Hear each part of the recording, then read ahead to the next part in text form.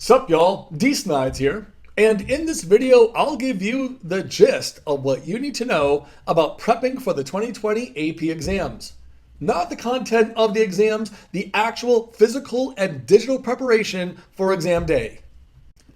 So College Board released an interactive demo of what the online exam will look like back on May 4th. And on that note, may the 4th be with you. Now, if you understand what I'm talking about, then good for you, because your parents have raised you right. If you don't, then here's what you do. You're going to have a lot of free time after the AP exams are done, so you're going to watch the original Star Wars trilogy. That's the only one that matters. And then you'll be properly cultured. Okay, let's get down to brass tacks. Now, you can go to cb.org/AP2020 for all of the information that I'll be giving you, plus more. And in fact, you really should watch the College Board video tour and definitely go through the demo a few times. But let me address the bulk of the information that you will find there, plus a few tips of my own. So by now you should have received an email from the College Board with a plethora of information. One of the things you may be confused about is your exam e-ticket. Now, you cannot take any 2020 AP exam without it. Now, you'll receive your e-ticket, and you should get this by email 2 days before each exam. On the exam day, you will need this e-ticket to check into your exam. You can also access your e-ticket in your student account in the My AP website. Now, each exam has a unique e-ticket, so be sure to organize them if you're taking more than one exam. Also, each e-ticket is personalized for you and is not transferable. So that means do not share your e-ticket with anyone, or you could lose your chance to take the exam. Your e-ticket will be valid for the respective exam in May, and here's the schedule. So be sure to have your e-ticket email in the event that you need to request a makeup exam, which will be offered later in June. So some good news that shouldn't be too surprising. It will not be more difficult to earn a 3, a 4, or a 5 as compared with any other year. So to that point, if your questions seem a little bit more difficult, then they probably are, okay? And that will be true for many others taking the exam. So keep in mind, tougher questions average lower. So therefore, you wouldn't need to score as high to still earn a good score overall. Now, the opposite is true if the questions seem easier, but the point is just answer what is in front of you to the best of your ability. Stay calm, breathe, read each part of the questions carefully, answer fully, and show what you know and what you can do with the time that you have. Now, there's no maximum or minimum number of students who can earn a specific score, so there is no prescribed percentage of students who will earn a 5, a 4, or a 3. If you earn the points, you will receive the score that you deserve. Also, don't worry if you don't complete all the parts of the questions before you need to submit your response. Questions have multiple tasks, and that is designed to give you a lot of opportunities to demonstrate what you know and what skills you have mastered. Don't forget about the strict and non-negotiable time limit. There may be more parts than you can sufficiently answer in the allotted time. You do not need to complete all parts of the question to get the score of your dreams. What is infinitely more important is to submit whatever work you've done on time. What is also unique this year is that your teacher can review your response and your score this summer. So if you don't receive a score of 3 or higher, and you and your teacher are convinced that you should have, your teacher will have the opportunity to engage with the College Board to review and confirm your score. So that's a pretty fair process. So you will view the exam questions in a web browser, like Chrome, which is their recommendation. But you can also use Firefox, Safari, or Edge. However, Internet Explorer is not supported, so no bueno. Okay, you will type or write your response outside of the browser. Now, you should only need one device for exam day, as you can open up the exam on one window. This is also where you will see the timer and where you will paste your essays. You will open up another window for typing your response. This, for example, is where you would have Google Docs open. Remember, you can only have the exam open on one device. So what will the exam look like on the browser? Well, now we finally know. Go to cb.org/AP2020 to see all updates. And right away, you'll see something like this. I'll talk more about preparing for the exam day in a moment, but let me quickly show you what's in the demo. Where it says practice with a demo, click on learn more, and then in the upper right hand corner, click on go to demo, and you'll see this screen. This is where you will enter your AP ID on the day of the exam. But for now, type in practice and then get started. Type in your personal information, agree to the terms and conditions, and then continue. Don't worry, you're not going to sign away your firstborn or anything like that. It's just mainly confirming that you agree to follow the rules. Now, this is extremely important. Do not, under any circumstance, refresh the page or press the back button during the demo. And the same will apply on the real exam. If you do this, it could cause an error. Once you've entered your information, you will go to step 2 of the demo, and here you can see where the exam question will be displayed. To my knowledge, you should be able to print the question or any documents on the screen. That said, my advice is not to print out anything and to practice reading the stimuli or the documents from the screen. The reason for this is because it adds more chance for something to actually go wrong. I mean, what if your printer doesn't work? Or what if it runs out of ink? Furthermore, it will take more time to print and then to get your papers in order. So in my humble opinion, it'll be better to have scrap paper along with you, along with several writing utensils of your choice to jot down notes, outlines, etc. Now, when you're taking your exam, you'll see a timer at the bottom of the screen. Keep that timer visible at all times. Now, 5 minutes before time is up, the timer will turn red, and you'll see a pop-up reminding you to submit your response. My advice, no matter where you are in your response, stop and then submit your work.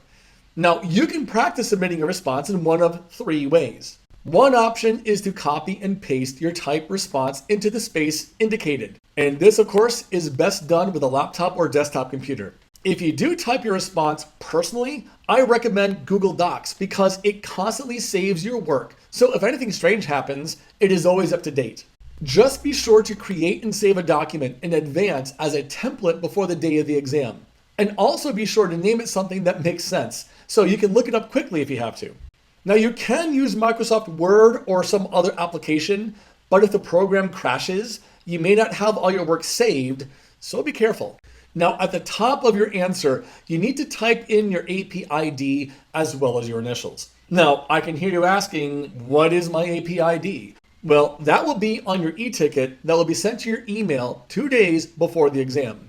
Remember, do not share your AP ID number with anyone else. And like I said before, remember to create and save a template before the day of the exam and include your AP ID and initials at the top so there's no chance that you're going to forget that step. Also, be sure to only submit your response. In other words, do not include any notes or outlining that you may have done beforehand. It is always advisable to briefly outline before you write. Now, this should not take you very long, but have some scrap paper and a few writing utensils of your choice around you on the day of the exam. When you're ready, click on Paste Response. Copy your response and paste it into the text box. Review it carefully to make sure it is complete and formatted correctly.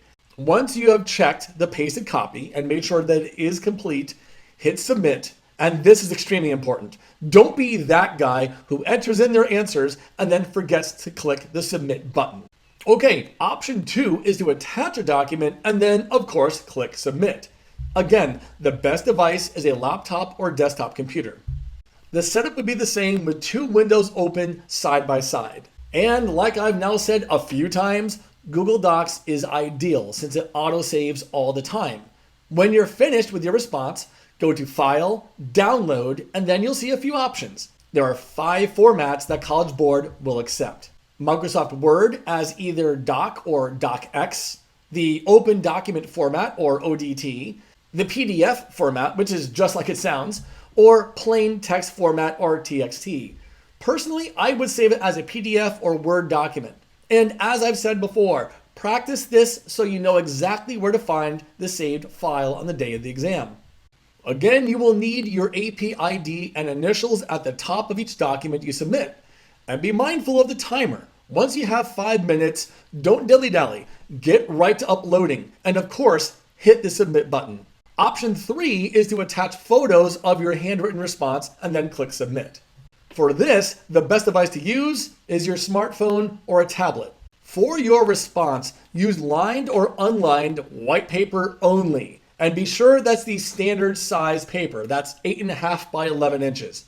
At most, you can use 5 pages per response, and you will need to number each page at the top. When writing, be sure each page has your AP ID and initials at the top. Write clearly and legibly with a dark blue or black ink pen or pencil. When the timer's at 5 minutes, take a photo of your response in vertical orientation, not landscape. It must be 1 page per photo, so if your response is longer than 1 page, you will obviously need to attach multiple photos, but up to a maximum of 5. Make sure to attach all your photos before clicking submit. Now, the only formats that you can use are PNG, JPG, or JPEG. No matter what, you just need to practice to be sure that you're as prepared and as comfortable as possible on the day of the exam. Now, be sure the pics that you take are clear and well lit. The key is to place the paper on a flat surface with the light in front of you, turning off all backlighting, or you'll get shadows like this.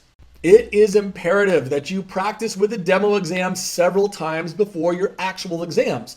If there's a problem loading the demo and you know you're using an acceptable browser, then talk to your teacher immediately. Also be aware, if you've been approved for accommodations through College Board, then it will certainly apply for your exam, as in extra time. That said, if any emergency comes up, for instance, if you break your dominant hand, then you can go to cb.org/AP2020 accommodations for more details.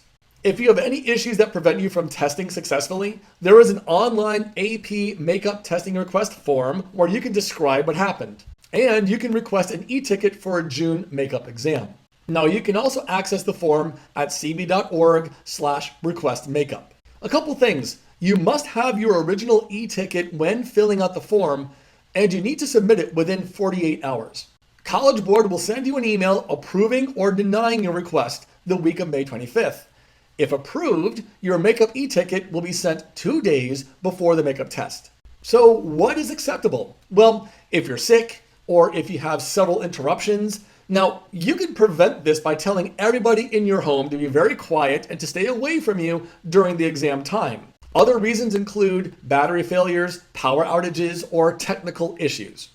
A word to the wise, simply running out of time to submit a response on exam day is not a valid reason to request a makeup. So, recapping of some of what I just said, and adding a few more things. First off, College Board has an exam day checklist you can see online and download. Going through the recommendations, be sure your contact information is up to date. If you have received emails from College Board on your own email, then you should be all set. Check that you are using the appropriate device for how you plan to submit your responses. And be sure you are using an acceptable web browser. Also, make sure your device is plugged in. You obviously do not want to lose power in the middle of your exam. Another thing, if you have the Grammarly plugin on your computer, you will need to remove it in order to take your exam. Remember to practice using the demo, and very importantly, practice submitting your response. Do this several times. Now, the only thing you will need for the social science exams is some scrap paper to write down some outlines, notes, or brief comments.